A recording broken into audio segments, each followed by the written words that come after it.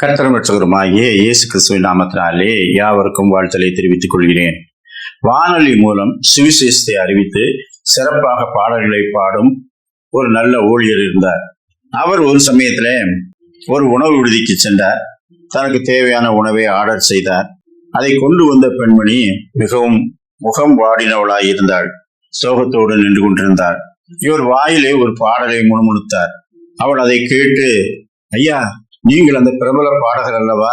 உங்களை இங்கே சந்திப்போம் என்று நான் நினைக்கவே இல்லை என்று சொல்லி ஆச்சரியத்தோடு கேட்டாள். ஏன், நான் பார்த்து கொண்டிருக்கும் எல்லா நேரமும் நீ மிகவும் சோகமாய் இருக்கிறாய். நீ தேவகுமாரனை ஏற்றுக்கொள்ளவில்லையா? அவர் தரும் சந்தோஷத்தை அனுபவிக்கவில்லையா என்று கேட்டார். அப்பொழுது அவள் சொன்னாள், ஆம், நானும் ஒரு காலத்திலே ரட்சிக்கப்பட்டவள் தான் ஐயா.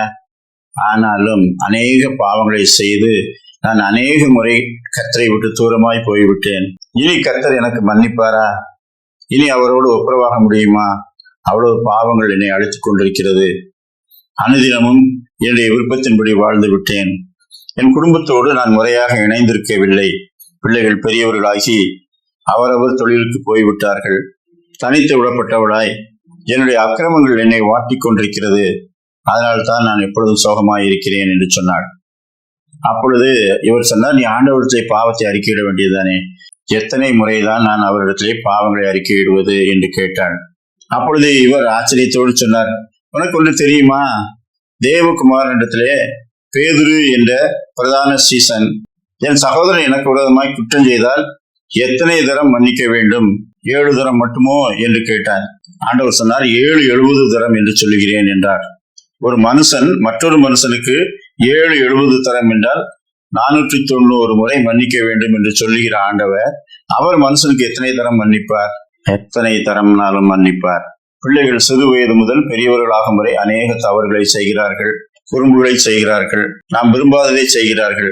ஆனால் கடைசி வரை அவர்கள் நமக்கு பிள்ளையாகவே இருக்கிறார்கள். நாம் வைத்து போகும் சொத்து பத்துக்கள் அவர்களைத்தான் சேரும். ஏன்? நமக்கும் அவர்களுக்கும் உறவு இருக்கிறது.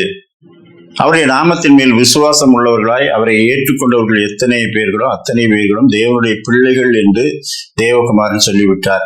வழி விலகி போனாலும் அவரை நோக்கி கூப்பிட்டு அவரத்தை திரும்பும் போதெல்லாம் நம்மை மீண்டுமாய் அணைத்துக் கொள்ளுகின்றார். அவர் எத்தனை தரம் மன்னிப்பார் என்று எண்ணிக்கை கணக்கல்ல, எத்தனை தரம் வேண்டுமானாலும் மன்னிப்பார். இடையிடையே தண்டிக்கவும் செய்வார். ஏனென்றால் அவர் தகப்பன். எப்பொழுதும் தண்டிப்பதில்லை, ஆனால் எப்பொழுதும் மன்னிக்கிறார், தண்டித்து சேர்த்துக் கொள்ளுகிறார். எனவே அவரை மட்டும் விடாமல் நீங்கள் பாவங்களை அறிக்கையிட்டால் பாவங்களை நமக்கு மன்னித்து எல்லா அநியாயத்தையும் நீக்கி நம்மை சுத்திகரிக்க அவர் உண்மை நீதியும் உள்ளவராய் இருக்கிறார். இந்த வசனத்தை நம்பி உங்களுடைய பாவங்களை அறிக்கையிடுங்கள். விழும்போதெல்லாம் எழுந்திருக்க வேண்டும். 100 தரம் விழுந்தாலும் எழுந்திருக்க வேண்டும்.